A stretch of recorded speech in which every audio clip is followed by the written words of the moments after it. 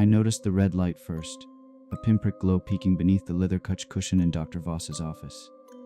My finger hovered over it, the hum of the air conditioner suddenly too loud. What's that?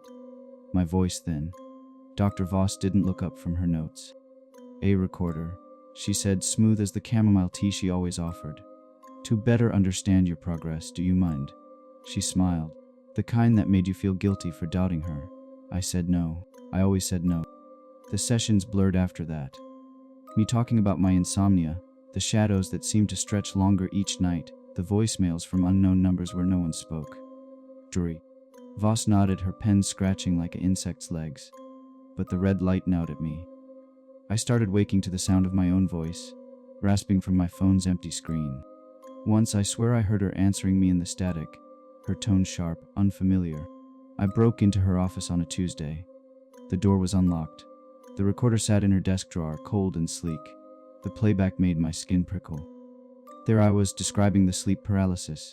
The figure at the foot of my bed, faceless, motionless. Then a pause. A new voice, mine but warp. You shouldn't have told her. My throat tightened. I hadn't said that. I hadn't.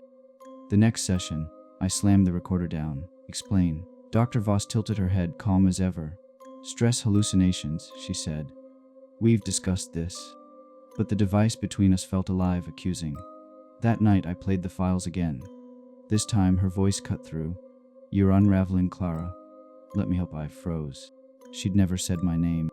I bought my own recorder, hid it in my purse. For a week I compared the files. Her version smooth, mine jagged with gaps, missing words, added ones. I confronted her, trembling. You're editing them. She sighed, a mother scolding a child. You're unwell. Let's adjust your medication. Her hand grazed mine, icy. Voices followed me.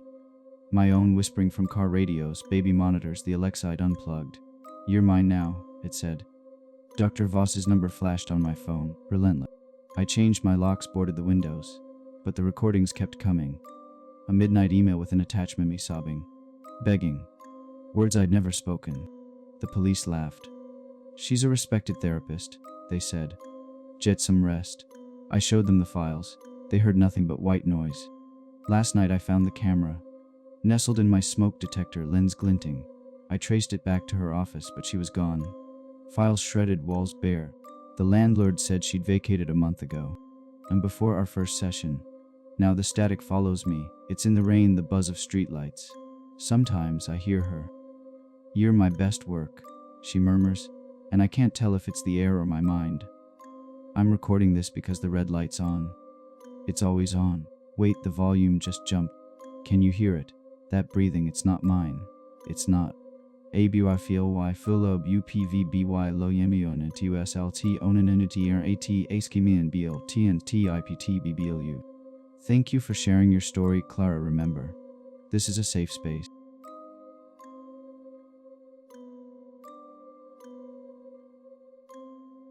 The first time I found the recorder, I thought it was mine.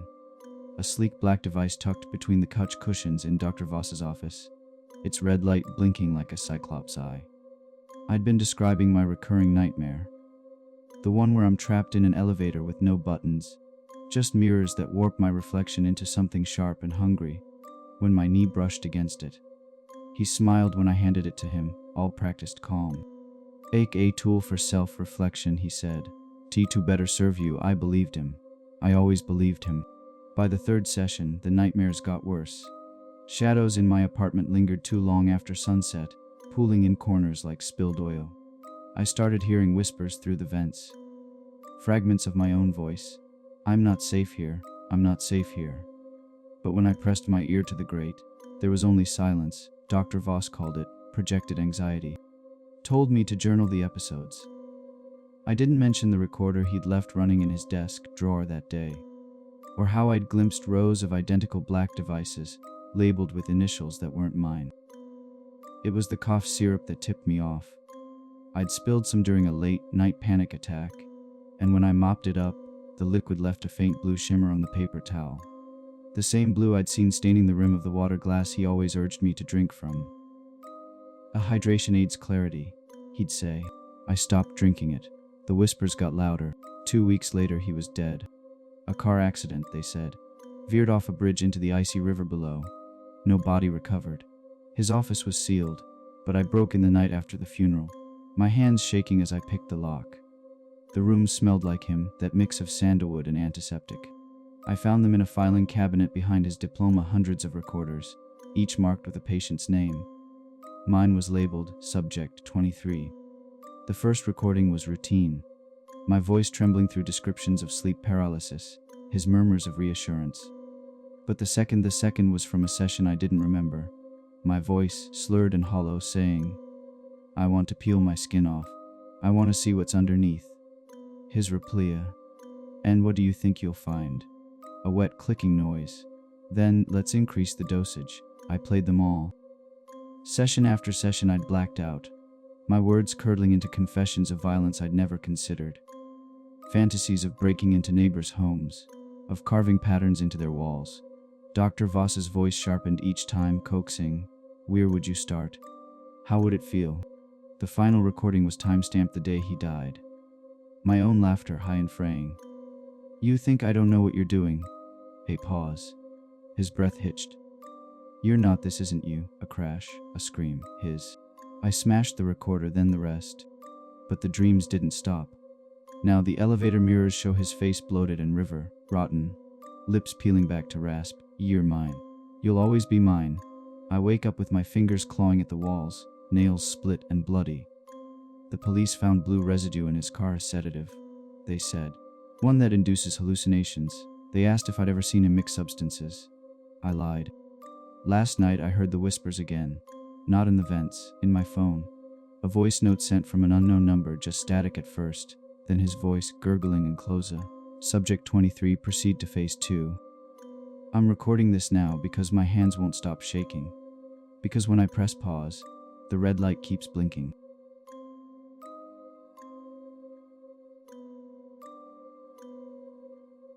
The first time I noticed the red light blinking beneath Dr. Hartman's desk, I thought it was a router. It wasn't. By our 4th session, the tiny LED had migrated to the bookshelf behind her, nestled between volumes of fruit and jung. I told myself it was a smoke detector. But when I leaned forward during my 5th visit, tearfully recounting my insomnia, the footsteps I swore echoed in my empty apartment. Her eyes flicked to the corner of the room, not at me, at the device. She'd been recording us. I confronted her. Politely, of course. Trauma had sanded my edges into something apologetic, non-confrontational. "Is that a camera?" I asked, nodding to the shelf. Her smile didn't waver. "For supervision," she said, adjusting her blouse. "To ensure I provide the best care." But supervision didn't explain the other recordings. It started with voicemails. My mother's voice, warped and tinny through my phone speaker. "You're being paranoid, sweetheart. No one's watching you." Except I hadn't told Mom about the camera. Then came emails from my boss, verbatim quotes from sessions I'd spilled about hating my job. When I found a USB drive tucked under my windshield wiper. No note, just a file labeled a session 3, so I played it. There I was sobbing about my ex's suicide, my voice raw and small. And beneath it, another layer, whispers, guttural and metallic, looping backward under my words. I stopped going to therapy. Dr. Hartman called daily. "You're unraveling." She'd say, her tone syrup thick. "Let me help." But her help materialized in ways that slithered under doors. A podcast ad for her practice, airing at 3 a.m., using audio clips of me describing sleep paralysis. A targeted Instagram post to feeling watched. Above a screenshot of my Yelp review praising her. Comforting office. The final straw was the book. I found it in my mailbox, self-published, titled The Unheard, a Case Study in Modern Paranoia. The author, Dr. Leonard Hartman. Chapter headings mirrored our sessions. The client who heard footsteps, the client who trusted no one, and there in the footnotes, citations to audio files. I broke into her office that night. Her desk drawer held thumbnails of my life transcripts, screenshots of my apartment windows, a dossier of everyone I'd mentioned, my brother, my ex, my high school friend who drowned, and the recordings. Dozens labeled by date and symptom. Session 20, guilt. Session 9, dissociation. I plugged in the nearest drive, trembling as my own voice gasped through the speakers. I keep dreaming he's in my apartment, standing at the foot of my bed. A new sound cut through a creak, deliberate behind me. Dr. Hartman stood in the doorway, her face moon pale under the emergency exit light. "You shouldn't be here," she said, calm as a locked room. I brandished the USB. "You've been stalking me." "Gaslighting me." "Stalking." She stepped closer, her heels clicking like a metronome. "I'm documenting." Paranoia doesn't bloom in a vacuum. It needs proof. Her hand slid into her coat pocket. "You came to me fractured, certain the world was hostile. I gave you evidence. You ruined my life." "No." She pulled out her phone, screen glowing with a live feed of my living room. "I just saved it. How else would you believe the truth?" Not at her, at the bookshelf. The camera cracked under my fist, glass biting my palm. She laughed low and humming.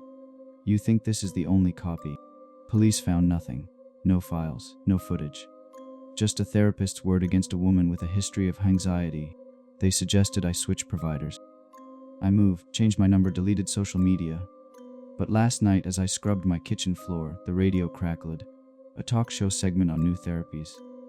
A familiar voice oozed through static. "The key is immersion. Make the patient feel heard, even when they're not speaking." Beneath the host's laughter, a muffled sound played. A man's voice pleading. My ex's voice. "I don't sleep anymore. I watch the corners. I listen. And when my new therapist asks why I refuse to speak, I press my nails into my palms until they bleed. Silence is the only thing left she can't take."